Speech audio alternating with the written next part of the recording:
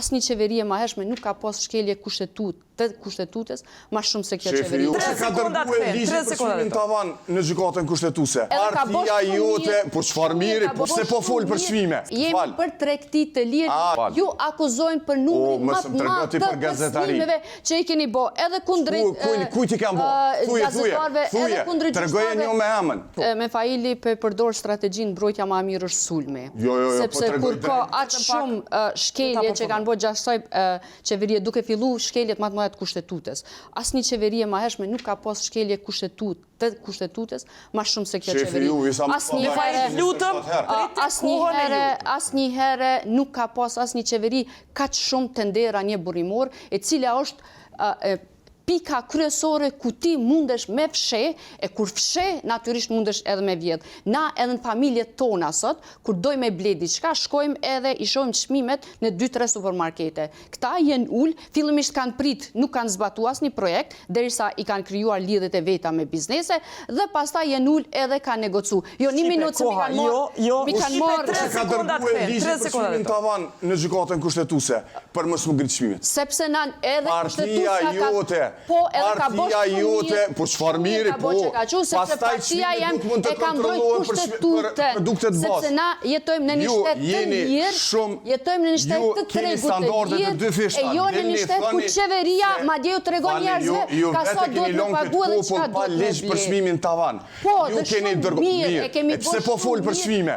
Kur ju tregoj që ju për biznese keni ju keni dashur me çik tregun tavan që mandej me diskutu edhe me negocu për çmime edhe me prej kujt doni, absolutisht. Ne jemi për tregti të lirë, jemi për konkurrencë. Jemi për konkurrencë që pastaj në anën tjetër thotë janë ngrat çmimet, ju ngrit, në anën tjetër thotë e para halas erdhën të ngritja çmimeve, nuk i përmend as çmimet hiç. Kjo strategji, mbrojtja më e mirë është kur s'ki argument, tregoj popullit që ju e keni dërguar ligjin e gjykatës sot çmimet shkojnë ta havo për shkak të juaje, sepse shteti nuk ka mekanizëm mi kontrollu. E jo për ndjekje.